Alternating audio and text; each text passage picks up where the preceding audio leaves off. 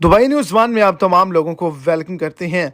आज के दिन दुबई के अंदर इंतहाई अफसोसनाक वाक़या जो है वो पेश आ चुका है, जिसके नतीजे में पाकिस्तानी, इंडियन, बांग्लादेशी और दीगर ममालिक से ताल्लुक़ रखने वाले वर्कर हज़रात जान की बाजी हार चुके हैं। इंतहाई अफसोसनाक और एक खौफनाक वाक़या जो है वो पेश आया है। लाशों के ढेर लग चुके हैं, खून की नदियां बह चुकी हैं। इसी हवाले से आगे चल के मुकम्मल तो डिटेल्स आपको इसी शॉर्ट सी वीडियो के अंदर मिलेगी। वीडियो को एंड तक लाजमी तौर पर देखें और अगर इस चैनल पर आप फर्स्ट टाइम है तो लाजमी से चैनल को सब्सक्राइब कर दें, इस वीडियो को लाइक कर दें और अपने दोस्तों तक इसको ज़्यादा से ज़्यादा शेयर करें।